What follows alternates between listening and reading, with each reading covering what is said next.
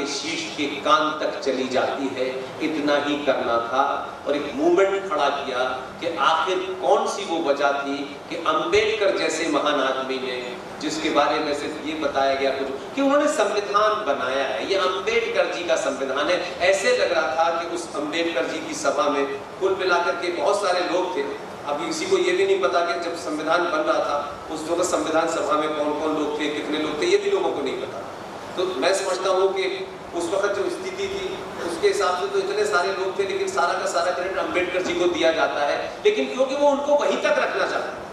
संविधान सभा में जो संविधान बनने की प्रक्रिया थी उस समय 389 मेंबर थे, कांग्रेस पार्टी के 208 मेंबर थे, और जो डिफरेंट रियासतें थी उस जमाने, अलग अलग रियासतें थी, उनके 93 मेंबर थे।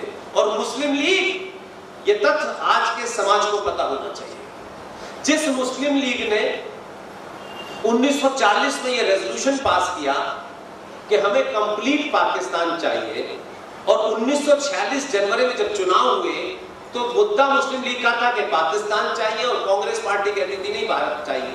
इन दोनों के बीच में इलेक्शन हुआ और उसमें मुस्लिम लीग को 492 मुस्लिम रिजर्व सीटों में से 429 सीटें मिली और पाकिस्तान बनने की प्रक्रिया शुरू हो गई। और संविधान सभा की मीटिंगों में जब ये सब लोग बैठने लगे तो सोचिए कि मुस्लिम लीग के 73 मेंबर भारत की संविधान सभा में बैठ करके संविधान में ज्ञान दे रहे थे क्या क्या होना चाहिए, अपना एजेंडा लागू किया। और ये 73 मेंबर 1957 और 58 तक पाकिस्तान चले गए, वहां भी यहां भी गंदगी कर गए और वहां भी चले गए। उसी संविधान को जब सब कुछ हो गया तब देखिए अंबेडकर जैसे महान आदमी ने क्या कहा। संविधान के अंदर आजकल बहुत बात पे संविधान बताया जाता है, उसी संविधान के पहला पृष्ठ पर क्या लिखा है। कभी खोला है संविधान, हमारे वकील बहुत सारे संविधानों के बारे में बात करते हैं, वो हो सकता है कि उसमें कौन सी धारा है कौन सी नई धारा है। I am not interested in any धारा। संविधान के पहले पृष्ठ की पहली लाइन है इंडिया दैट इज भारत, और समझदार लोगों ने इसी शब्द को पकड़ा और कहा कि भारत का संविधान तो गवर्नमेंट ऑफ इंडिया 1935 की फोटोकॉपी है, इसमें भारत नजर नहीं आ रहा, इसमें तो सब कुछ इंडिया ही इंडिया है। तब उन दो लोगों ने ये मंत्रणा की कि हम इस संविधान के अंदर भारत कैसे ला सकते हैं। शोर नहीं मचाया, इतने साल तक ये बात छुपी रही, कहीं नहीं हुआ। उनके वारिसों ने भी शोर नहीं मचाया।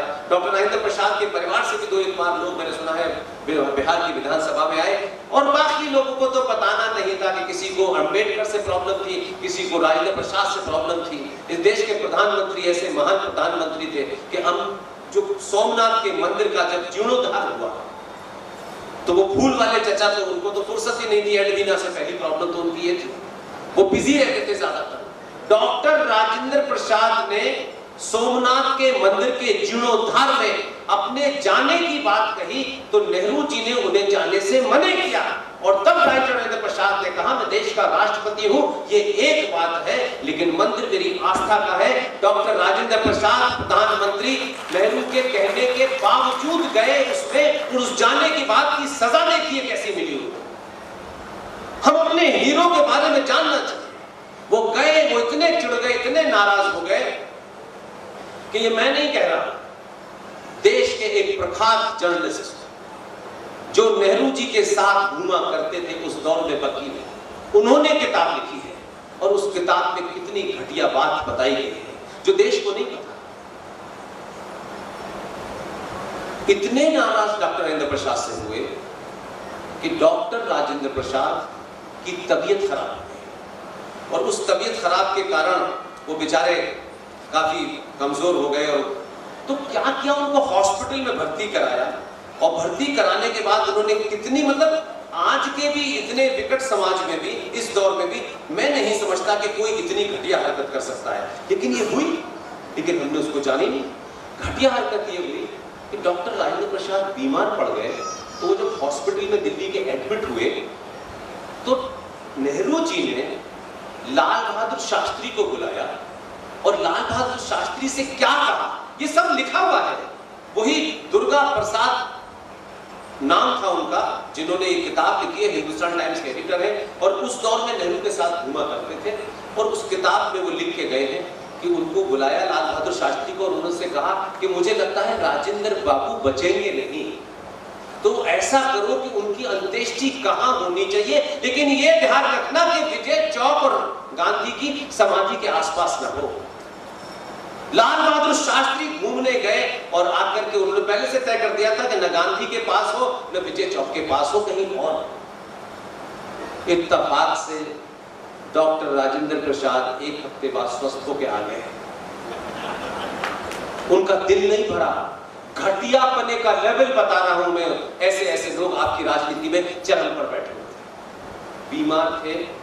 उनको यहां से हटा करके बिहार के सदाकत आश्रम, जो कांग्रेस पार्टी का ऑफिस है, वहां भेज दिया। उस सदाकत आश्रम के ऑफिस में सालों से सीलन और पानी टपकता था। उनको दमे की मरीज थे, उनकी डेथ हो गई। उनकी डेथ हो गई तो उस समय देश के राष्ट्रपति एक दूसरे राष्ट्रपति थे, उनको उनकी अंत्येष्टि में नहीं जाने दिया। वो चले गए तो उनसे नाराज हो गए।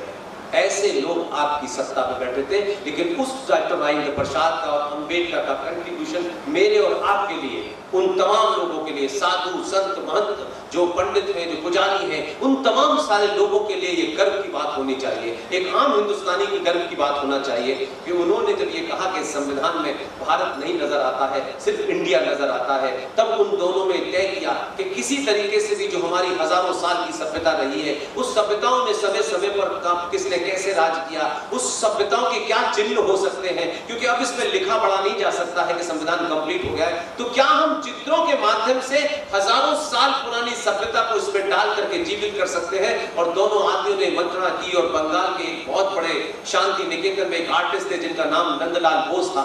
नंदलाल बोस को चुपचाप बुलाया गया और कहा कि 24 घंटे से 48 घंटे आपको देते हैं हम लोग, ये संविधान आप देख लीजिए और इस संविधान के चैप्टर पढ़िए और इन चैप्टर से फिर विजुलाइज कीजिए, इमेजिन कीजिए कि हजारों साल पहले हमारी सभ्यता में कैसे कैसे ये काम होता था, उन सभ्यताओं के क्या क्या चिन्ह हो सकते हैं, उन चित्रों के चित्र बनाइए। नंदलाल बोस के 21 साल के सबसे छोटे उनके पेंटर थे, उनको ज्यादा काम करने को मिला और कुल मिलाकर के 26 चित्र बने। उन 26 चित्रों में से 6 चित्र इस्तेमाल नहीं हुए, 22 चित्र बने।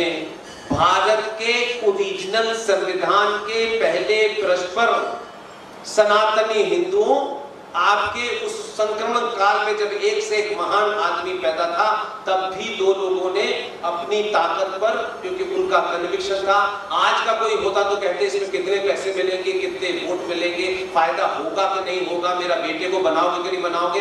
उस परिवार के दोनों लोगों का एक भी आदमी मुझे नजर नहीं आता। दोनों ने इसको तय किया और उसके बाद उनको दे दिया। और उस भारत के संविधान के पहले पृष्ठ पर ये जो आप आजकल बनारस के अंदर ज्ञान व्यापी नाम की एक जगह देख रहे हैं, और हिंदुओं कभी कभी शब्दों का प्रयोग गलत मत किया करो। ज्ञान व्यापी मंदिर को जिहादियों ने पिछले 50 साल से रोज सुबह शाम कहते हुए ज्ञान व्यापी मस्जिद, ज्ञान व्यापी मस्जिद। मुझे बताना कौन सी कुरान मजीद में ज्ञान का संबंध मस्जिद से है? ज्ञान का मस्जिद से क्या संबंध है? लेकिन ज्ञान व्यापी मंदिर को आपने ज्ञान व्यापी मस्जिद कहा, और उस ज्ञान व्यापी मंदिर के अंदर जो वहां टीम लगी हुई थी, जब उसने शिवलिंग ढूंढा तो शिवलिंग वो 90 फीट गहरा शिवलिंग है, और उस शिवलिंग के सामने जो नंदी बैठा हुआ है 550, 600, 700 साल पुराना, उसी शिवलिंग की तस्वीर भारत के संविधान के पहले पृष्ठ पर बन रही है। और उन 22 चित्रों में से कोई ऐसा नहीं था कि डॉक्टर राजेंद्र प्रसाद ने कहा कि मेरा भी डाल दो और अंबेडकर की तस्वीर डाल दो। नहीं, उसी संविधान के 5वें पृष्ठ पर पुष्पक विमान से मां सीता, लक्ष्मण और राम की तस्वीर है। उसी संविधान के अंदर छत्रपति शिवाजी हैं, उसी के अंदर सुभाष चंद्र बोस है, उसी में रानी लक्ष्मीबाई है। कौन नहीं है उसमें? उस पूरे संविधान में आपकी संस्कृति को जिंदा कर दिया। किसी संविधान जो अंग्रेजों की बात बनाए हुए पे हमने कोई काट छाट की थी, लेकिन हमारे असली आदर्श वो हैं और वो संविधान बना के चले गए। ये जो आजकल एक आदमी दाढ़ी बढ़ा करके लाल रंग का एक संविधान लेके घूम रहा है, मुझे अभी तक वो कॉपी नहीं मिली कि इतना पतला संविधान भारत में कब छपा है। वो हर बार दिखाता है ये संविधान है, ये संविधान है, ये संविधान है। पता नहीं उसमें अपने धुलने के कपड़ों का नंबर लिखा है, 2 पजामे, 2 कुर्ते, 2 अंडरवियर, ये लिखा हुआ है, इसका पता नहीं क्या है, वो फिर भी दिखाता है कि उससे कहो कि संविधान जिसकी तुम कॉपी दिखा रहे हो, उस संविधान के अंदर तुम्हारे पूर्वजों ने षड्यंत्र करके संविधान में उन तस्वीरों को निकाल करके दूसरा संविधान छापा और वो खत्म कर दिया था कि लोग अपनी उस सिविलाइजेशन में ना जुड़े। लेकिन मैंने फिर कहा, व्यक्ति भी आते हैं, व्यक्ति भी चले जाते हैं। उस समय के दौर में, उस समय अंबेडकर साहब ने, डॉक्टर राजेंद्र प्रसाद ने इतना बड़ा काम किया, नहीं सोचा होगा उन्होंने कभी कि भारत के सनातनी हिंदू इतने सोए हुए हिंदू होंगे कि कब ये तस्वीरें गायब हो गई, क्योंकि उनको तस्वीरों से क्या लेना था। आटा सस्ता है कि नहीं, चावल सस्ता है कि नहीं, हमें ये मिला कि नहीं मिला, वो ये नहीं जानते थे कि हमारे वंशज ऐसे होंगे। लेकिन देखिए कि ये सत्ता का खेल नहीं है, ये राष्ट्रों के जीवन में जो मूवमेंट आता है जिसकी मैं बात कह रहा हूँ, वो सबको किसी को पता ही नहीं था। जिस दिन से हमको पता चला कि उसमें नंदलाल बोस के जो सबसे कम उम्र के एक साथी थे जिनका नाम राम मनोहर सिन्हा था, वो जबलपुर के रहने वाले थे। जबलपुर की एक स्पीच में उनके परिवार को पता चला कि मैं कुछ ऐसा बोल रहा हूं, वो मुझे लेके गए और 2007 में राम मनोहर सिन्हा का देहांत हुआ और देहांत होने से पहले अपने बेटे को उस पूरी कथा को रिकॉर्ड करके गए। उन्होंने मुझे सुनाया, एक ही बार के बाद पूरी कथा मुझे याद हो गई और उसमें यह किया गया कि जब वो सब कुछ बन गया और सारे चित्र लग गए, अब आपको मैं एक बड़ी स्पिरिचुअल बात कहता हूं। क्या आप सोचिए कि एक 22 साल का लड़का देश के राष्ट्रपति के सामने बैठा है और राष्ट्रपति उससे कहता है कि तुमने इतने साल, उनके बनाए हुए 16 चित्र उसके अंदर है, नंदलाल बोस के बनाए हुए बाकी चित्र उसमें है, कुल 22 चित्र है। अब सोचिए कि 16 इतने कम उम्र का एक बच्चा, मात्र उसकी 19 से 21 साल की उम्र थी, देश का राष्ट्रपति उससे पूछता है कि तुमने इतने अच्छे चित्र बनाए हैं, क्या तुम उन चित्र बनाने का पैसा नहीं लोगे? वो राष्ट्रपति से बात कर रहा है, वो कहता है कि नहीं, मुझे पैसा नहीं चाहिए, मुझे मेहनताना नहीं